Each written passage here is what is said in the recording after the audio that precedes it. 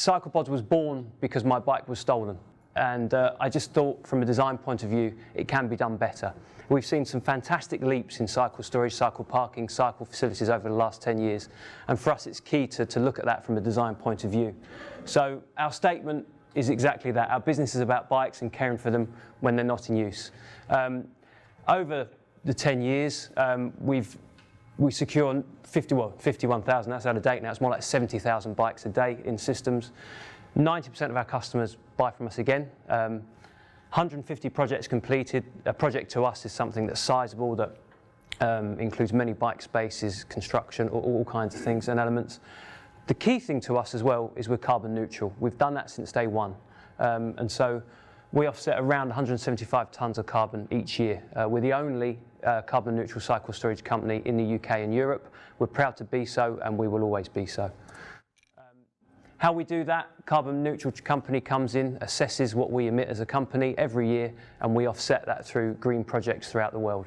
Again, it's very important to us that not only we do that from our company, but our products. Cyclepods, the core products that we offer, that are designed and manufactured in this country, are produced from 100% recyclable materials. We like to think that we've embedded ourselves and worked with some key associations, so we're carbon neutral. We're the only company that's got 2 secured by design cycle parking products. We like to work with and support and help Sustrans where we can. Act Travel-wise, members of health and safety committees, building, BREEAM, ModeShift, we really like to think we're embedded in the cycle culture. So what have we done in rail, and why look at us or what we've achieved? To date, and we've been in rail for probably 4 or 5 years. We've installed 7,784 cycle parking spaces, and we've worked with 8 TOCs and supplied network rail managed stations. All across the UK, very small interchanges and stations right the way up to London Waterloo and Liverpool Lime Street. So let's start off. What is a hub? Now this is my opinion and our opinion, what a hub is. Everybody's got their own, but this is mine. And hopefully it's along the lines of what you think it might be too. Toast racks, Sheffield stands, single tier shelters and canopies and existing walkways. They do a good job. Robust cycle parking in good key location can do a good job. The only downfall, I suppose, is space. If you've got, if you need space, then 2-tier is the way forward. And a lot of what we're seeing with development of stations is that 2-tier or space is at a premium and it's limited, so we need to look at trying to work that space as best as possible. We want to encourage cyclists. We set about that with making sure that our products looked and have a design and a good feel to them. But you want to encourage cyclists into these facilities, so design is key. Again, from a personal point of view, maybe traditional facilities aren't the most design orientated, aren't the most encouraging, but again, they do a good job and they are robust. So, is this a hub?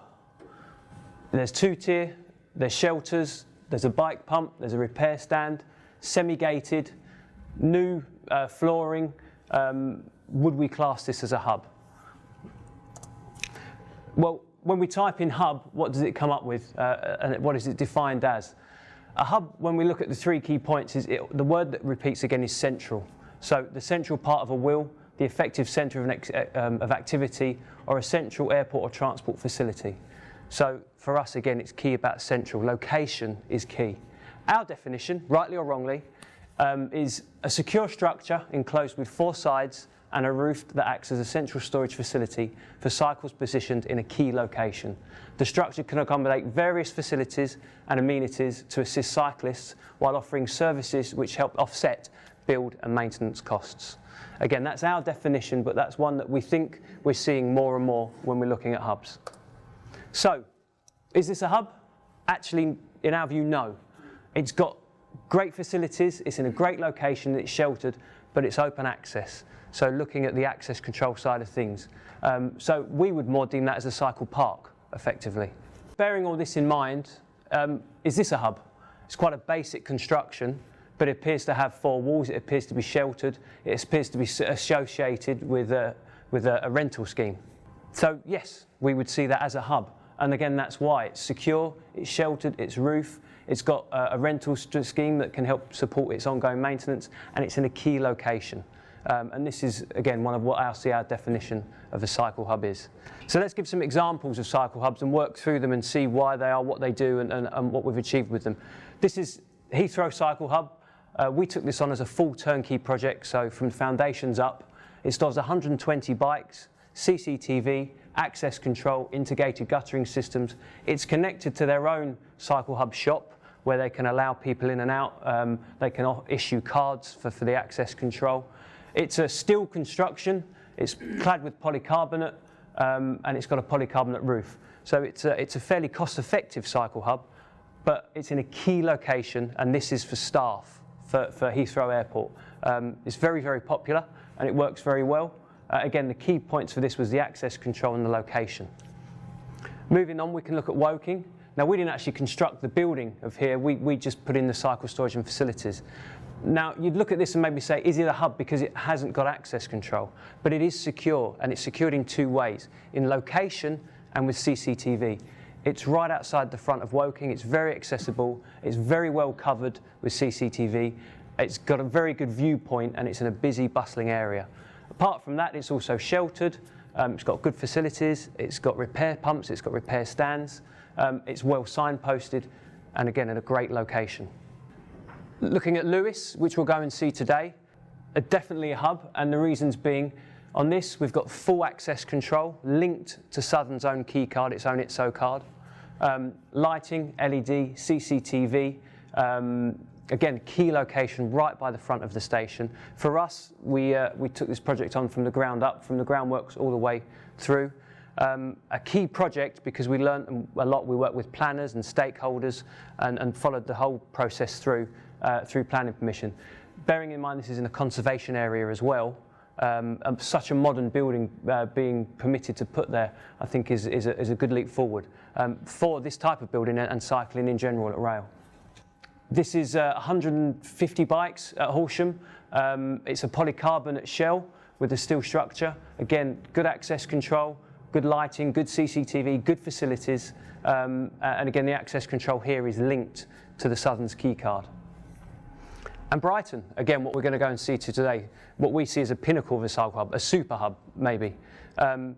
500 bike spaces, full access control, coffee shop, offices, spinning class, fully integrated into the station in a key location, a real super hub, which includes everything a cyclist might or ever need, effectively. And again, a good key location to the front of the station. Here we've been looking at our Lewis concept and multi-leveling it.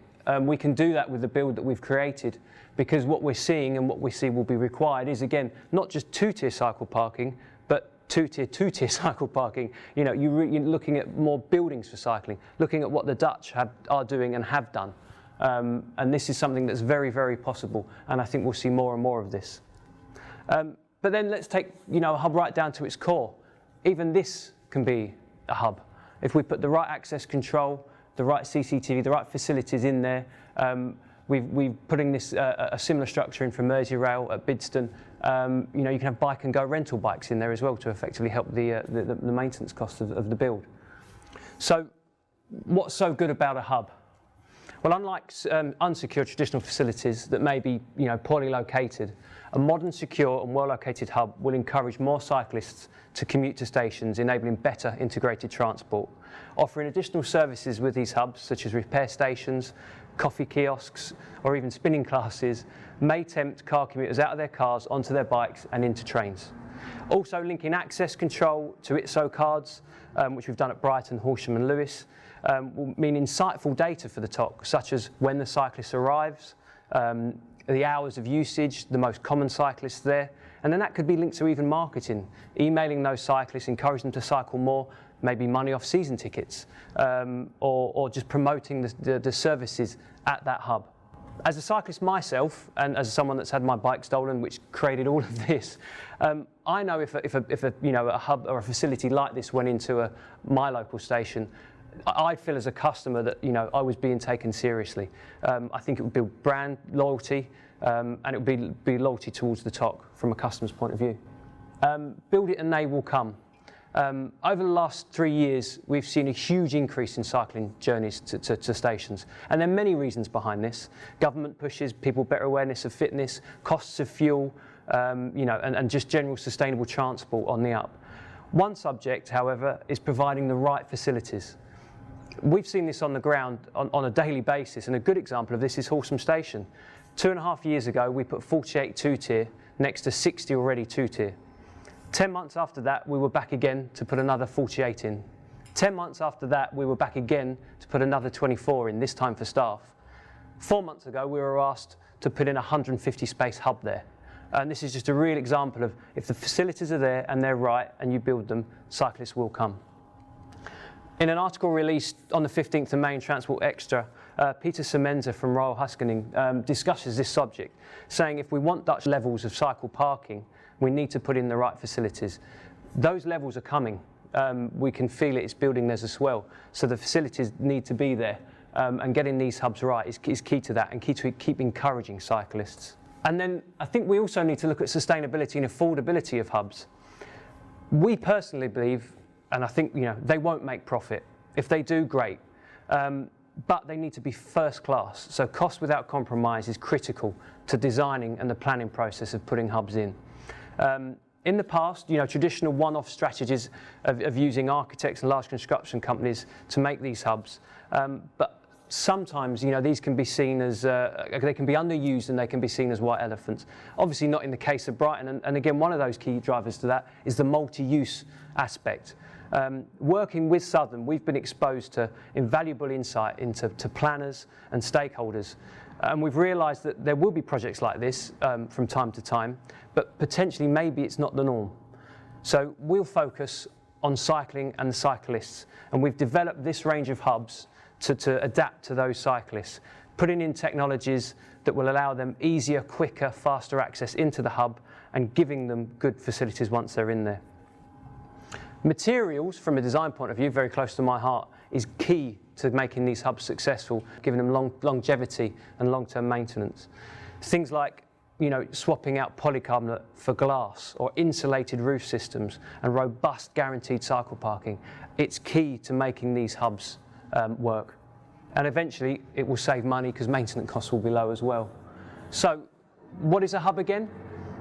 Again, in our view, it's a well-located facility that's sheltered, secure, accessible, well-lit, offers additional facilities if possible and services to the cyclist, and is well integrated to the station from its core itself, but also locality.